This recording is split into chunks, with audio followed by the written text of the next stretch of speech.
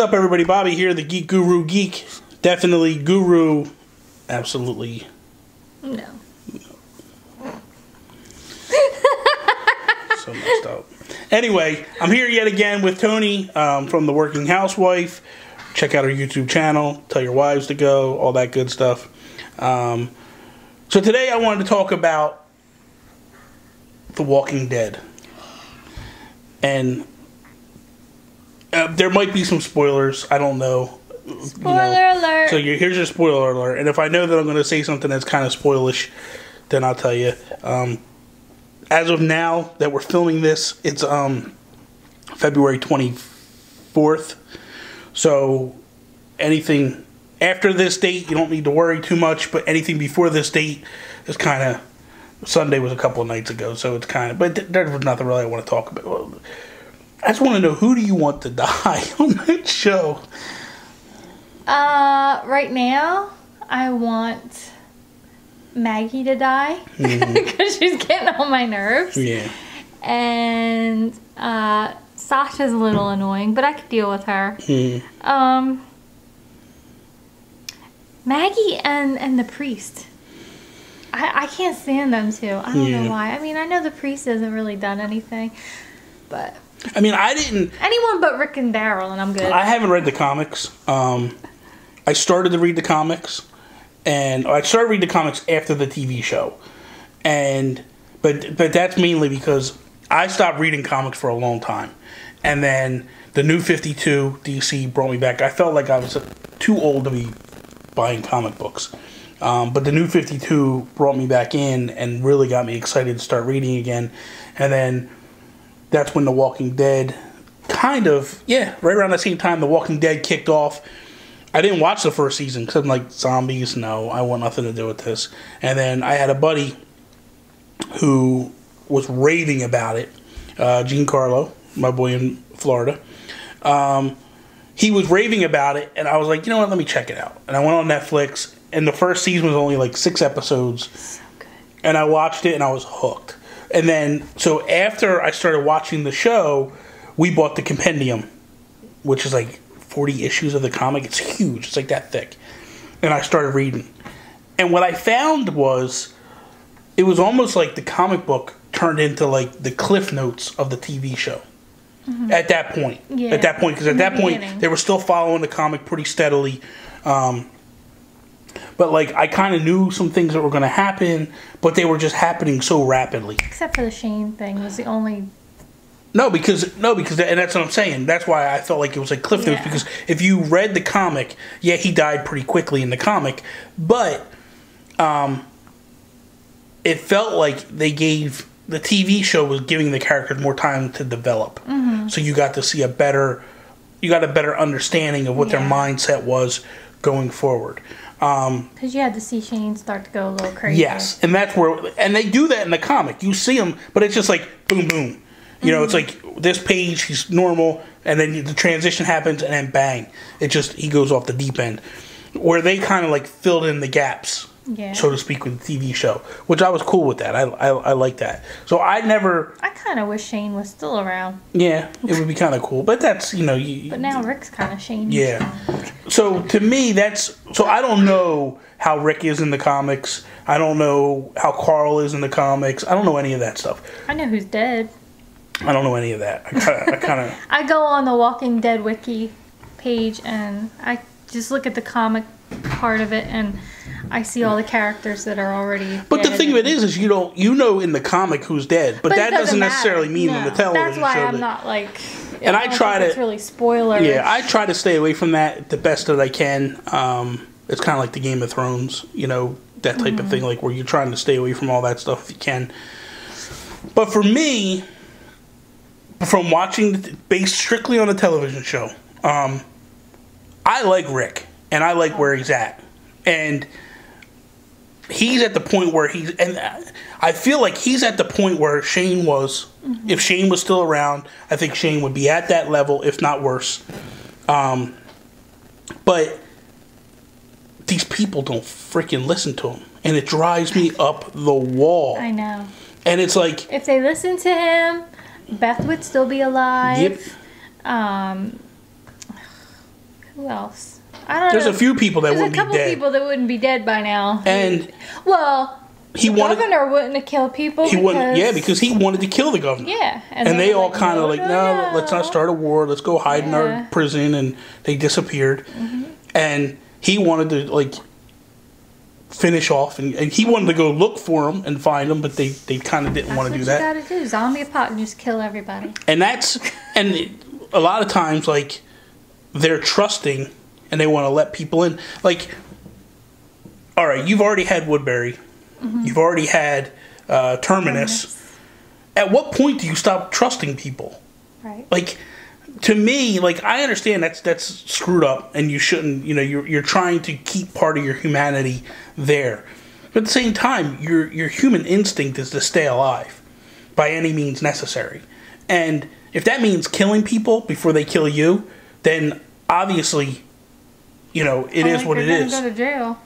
Well, but I mean, he's in the mindset of like, hey, I got to do whatever to do to protect my family. Yeah. But like, and that's why I like this week when he didn't want to trust the two new guys, and then they pulled up to that, I guess we want to say camp or housing development. And Alexandria Safe Zone. Yeah. So he goes, and as you could tell, he's hesitant, and he still doesn't want to go. But then Carol walked up and goes, "You're right. You're wrong, but you're right." And then he heard the kids, because he's like, when you went up to Woodbury, you didn't hear anything. When you went up to Terminus, you didn't hear anything. But then when he heard the kids playing he felt like it was safer. Then he was like, okay. But what I'm getting at is, I like that Carol knows where his head is. Yeah. And is like, you're doing the right thing. Even though everybody doesn't support your decision, what you were trying to get, what you were taking the long road to get there, but what you were trying to say is legit. And, you're making the right decisions. Yeah. Pretty much saying, like, but these assholes aren't listening to you. And part of me is like, I hope someone dies. Not Rick, not Carol, not Daryl. Yeah, Daryl, Carol, and Rick. And I like Glenn. I know you don't like Glenn. I hate that bastard. And Michonne. I just want them all to live. Everybody else can die. The reason why I don't like Glenn, and this is why I don't like Glenn, because I feel like there was a time when he listened to Rick, and whatever Rick said, he followed suit. Ever since he got married, and then ever since Rick at the prison kind of took a step back, he's stepped up a little bit. But at the same way Daryl stepped up, when Rick stepped back up, Daryl backed off a little bit. Mm-hmm. But Glenn doesn't. Glenn keeps pushing. And it's like, you don't know all the answers. Shut up. You know what I mean? Like, and that's what bothers me. And I could see there's times where Rick just wants to, like, flip on these people. But he's trying to keep his cool and keep his demeanor. But I think the reason why I don't give a damn about Glenn and I don't give a damn about Maggie is you two assholes spent half a season trying to get back to each other. Doing whatever you can do to get back to each other. And then you get back together, you get together with each other, and then her sister goes disappearing, and she's kind of like, whatever. Yeah, whatever. And then she dies, and all of a sudden you're acting like you're having a meltdown. Get the fuck out of here. You can't have it both ways. The only time she showed any kind of... Well, I know that when they were locked in the train thing, I guess Daryl was telling her what happened, but you didn't hear anything from her, like, we gotta find my sister, we gotta... No. And the only time she showed any emotion before she died was when Michonne said that they went to go get her, because they know where she is, and she's happy. But meanwhile, wait a minute, you wanted to go to Washington, D.C. Yeah. She was like, I'm just going to leave now. She was hauling ass. You really give a damn, but you're hauling ass to go to Washington, D.C. Like, get out of here with that nonsense. Like, you should be like, I'm not leaving until I find my sister. Well, she should find her sister in heaven. She should get her head blown off next. Now her sister's dead. So. I'm brutal when it comes to that show, because I'm just like, kill him. If I don't like it, kill him. That Noah... He needs to go too. Oh, I don't like him either. Well, because he's the one that made Tyrese killed. You know something? He's Carl 2.0 right now. Carl was getting all these people killed because he was running off, not listening to Rick and doing what he wanted to do. House, Carl. Yeah, and now that's how Noah is. Noah like ran off, and Tyrese is dead because of him. Although Tyrese was kind of weak. Tyrese, but at least like, go ahead. I was kind of waiting for Tyrese to come out and be nasty. You know what I mean? And you said that he had, in the comics he dies in prison. He dies in the prison the way Herschel died in the TV show. So I guess really he was never gonna. I kind of always wanted him to go back to the Tyrese of when he found Karen burnt. Right, where he flipped out. Yeah, where he flipped and he was like, "I'm going to kill people. Yeah. Like this is it. I want to hurt people. I want to kill them."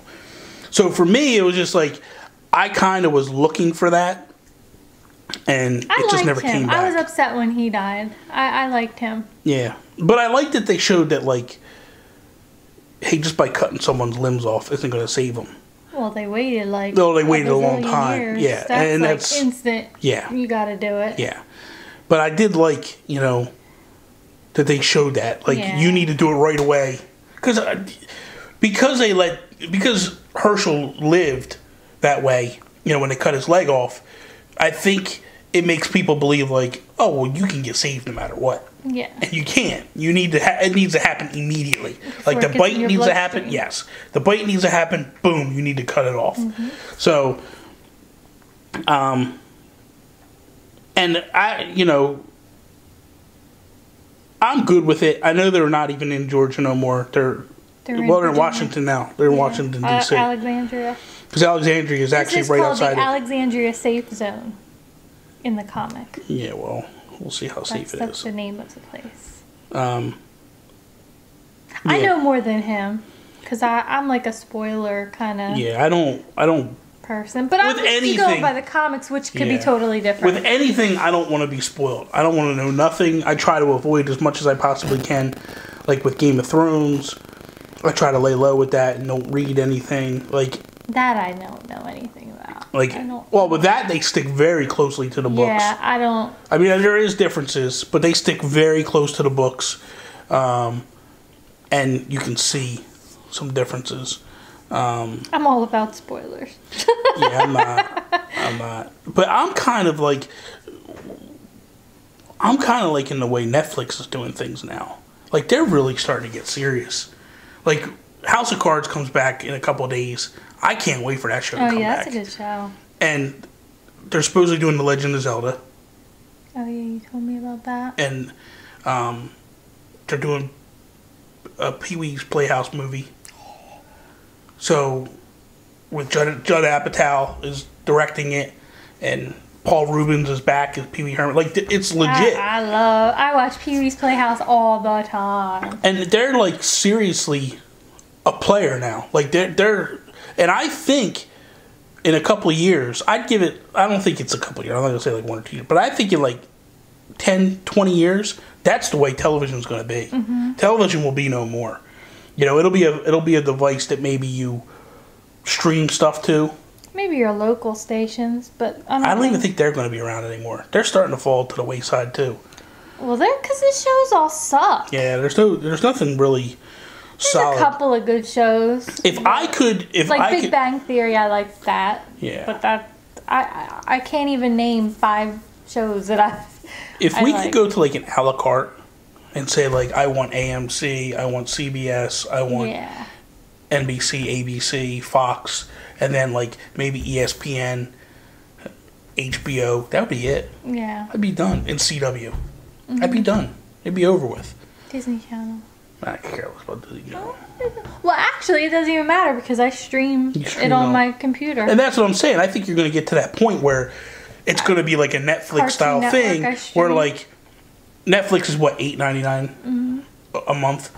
I think you're going to get to the point where CBS will be like, hey, you can buy our channel for $8.99. Well, Hulu is NBC. Hulu's NBC. But Hulu pisses me off because how are you charging me? I think they're like $9.99 or $10 a month. How are you charging me $10 a month and then putting commercials on there? Like, come on, man. That's nonsense. I don't agree with that at all. Like, I'm paying you for the service as it is. You shouldn't charge me. I even stream like Cartoon Network for Adult Swim. I can get that on the computer. Yeah. We barely watch TV anymore. It's crazy because you think about there was a time where that's all we did. Mm-hmm. Not just, and I don't mean just us. I mean people in general. You know, like I remember, like as a kid, we'd watch TV all the time. You know, that was like the thing that you would center around, like that's your family time. You know, and tonight is this show, and and the crazy part was I can remember where you tune in like on a Thursday, and it was like every single show on that one channel was a good show. Yeah, well, that was NBC back in the day. Yeah, like NBC, NBC mostly. NBC was the one that had like the comedy good lineup. Yeah, NBC and ABC was good too. Yeah, actually, all of ABC, NBC, and but they all had their nights that they were had their solid. nights that was a good night. Yeah, and every single show that came on that night was just excellent. Now part of the problem but part of the problem is society is in such a rush that if the show is not good from the start, it's done. Mm-hmm. That's what surprised me with Breaking Bad. How Breaking Bad built its legs. It got a huge following. Because I'll be honest with you, the first 6 to 10 episodes sucked. I was just like, why am I watching this? And then all of a sudden, out of nowhere, it was like, boom, and it just got amazing. It just had to build its legs and kind of get a direction of where it was going. Well, nowadays, they don't do that. No, they don't. Because I was watching the Michael J. Fox show when that came on. And I love Michael J. Fox, obviously. But when the show first started, it was kind of like, oh, yeah, you know, it's okay. And then it started to get better. And then I was so looking forward to the episode where Christopher Lloyd was going to go on. Mm-hmm. And they just didn't even finish the season. They had all these shows that they already taped. Mm-hmm. And they didn't even finish it. I don't feel like they gave it a good enough chance. There's stories that, you know, Seinfeld, the first season, was horrible. Yeah, people didn't like that. They didn't like it. It was a horrible show. And then season 2, it changes direction. And it starts to evolve. But it took the 13 episodes to kind of get a grasp on the characters and how you were writing for the characters. For the actors need to feel their character and then get a groove going on. And nowadays it's like, boom. Yeah, like, oh no, you suck after an episode. No more. It's, you know what, and we also watch wrestling. And that's a huge thing of like how in the 80s, everything was really, really slow. Like the Hulkamania era. Like you would watch Hulk Hogan and he would feud with Roddy Piper for 6 months to a year. And then it would change. Like if Hogan was going to wrestle King Kong Bundy at WrestleMania this year, well, from the end of WrestleMania until WrestleMania, they would feud all year long. And then WrestleMania was kind of like, we work out our differences. Here it is, the big bang them out, knock out, drag them out, fight, and then boom, we move. You know, we go our separate ways. In the 90s, it became in the late 90s, it became much more.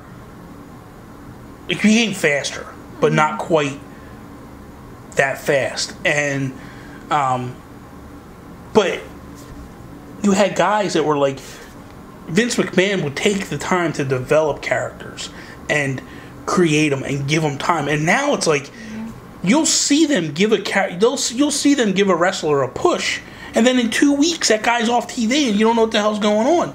And it's like everything is so fast. If it doesn't click within 2 weeks, they're moving on with it. And it's the same way with all television. That's just the way it seems to be now. That where, you know, like a TV show like Smallville or something like that, like it wouldn't have lasted in today's, you know, environment. Family Guy.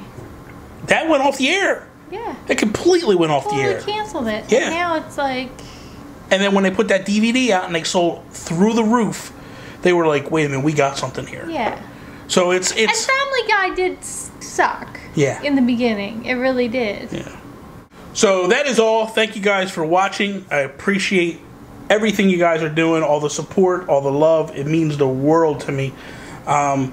Seriously, like, you guys are hitting me up on Twitter, on Facebook, on Instagram. It's overwhelming just to think that you guys are really, really watching and liking, and like I'm posting videos and like you guys are leaving comments immediately.